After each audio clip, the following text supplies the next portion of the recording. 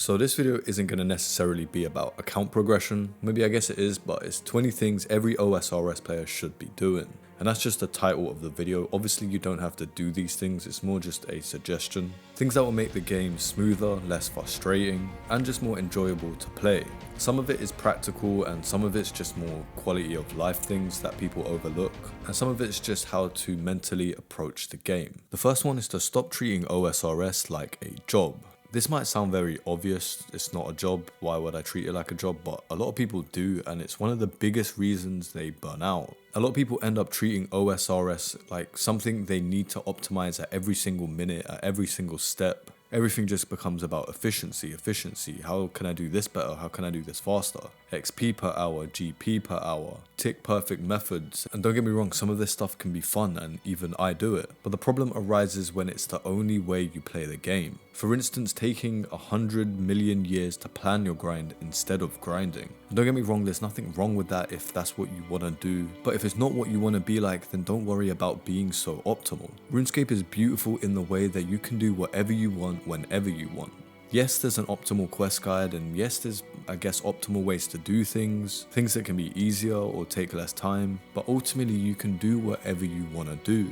Within enough time, you will reach the exact same goals, same bosses, same gear, same achievements, the same everything to someone else who plays optimally. But you're doing it by playing the game the way you enjoy. And that might even be by playing optimal and doing everything efficiently. But don't do it because you feel like you have to because you see how everyone else plays. Yes, it might take a bit longer, but this game isn't a race. OSRS is a long game. People play it for years and years. Some people, maybe including myself, will play it for the rest of their life. Whether that be hopping on every now and then or creating new accounts or whatever it might be. If you turn it into a chore and try to rush endgame content, you're just going to get there and be dissatisfied. And you might even think why you bothered. Some of the best moments in the game come from doing random things you didn't plan. Getting distracted and doing something else, and then this one other thing distracted you to do something else. That's pretty much OSRS in a nutshell. Enjoy those moments and don't feel like you're wasting XP or time. We're here to have fun at the end of the day.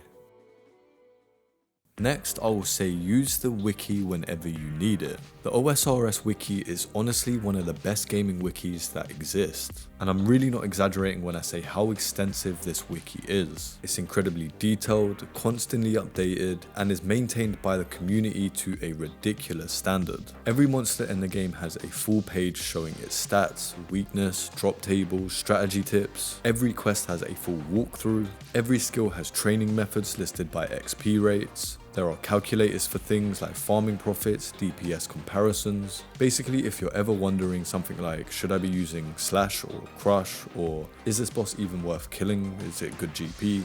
You can literally answer that in seconds using the wiki. Once you get familiar with the wiki, the whole game becomes a lot easier to understand.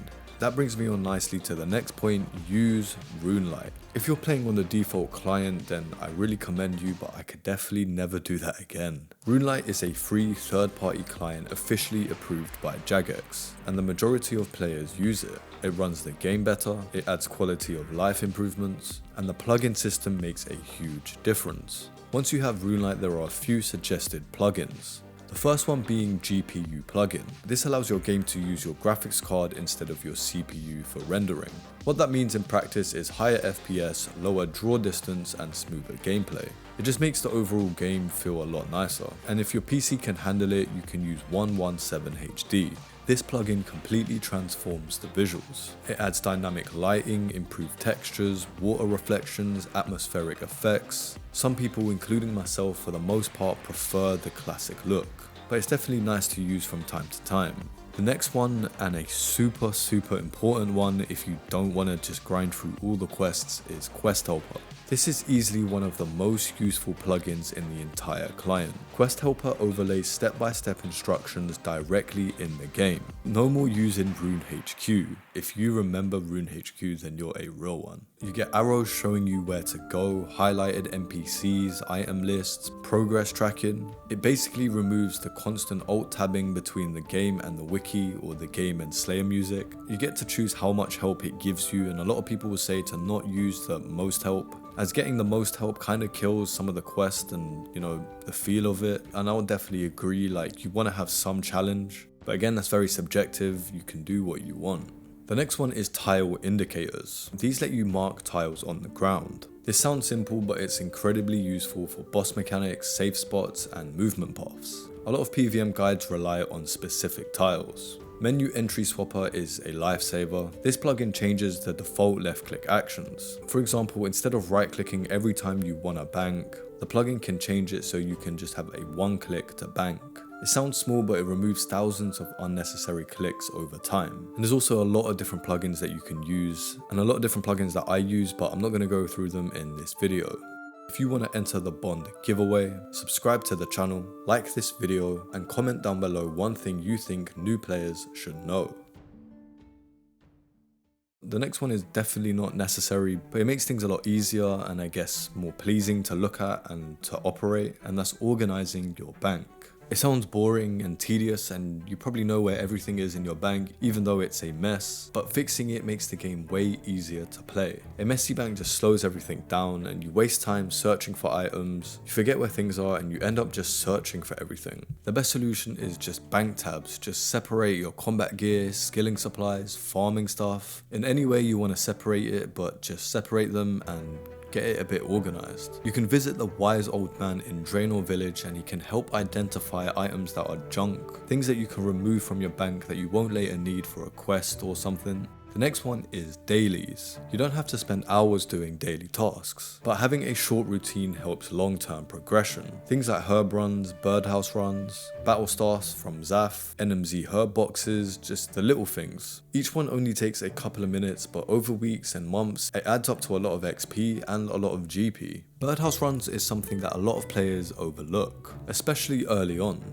Birdhouse runs are one of the easiest passive training methods in the entire game. Once you unlock Fossil Island, you can unlock birdhouse traps. You fill it with seeds and leave it for about 50 minutes. And when you come back, you collect things to get hunter experience, feathers, bird nests, seeds, clues occasionally, and the whole run takes like 90 seconds once you know the route. The birdhouse fills up passively while you're doing other things. A lot of these things add up over time and will help when you need that extra GP. It's the same with herb runs. This is one of the best passive moneymakers in the game. Herb runs take about 5 to 10 minutes once you know the route, and they still grow even when you're doing other things.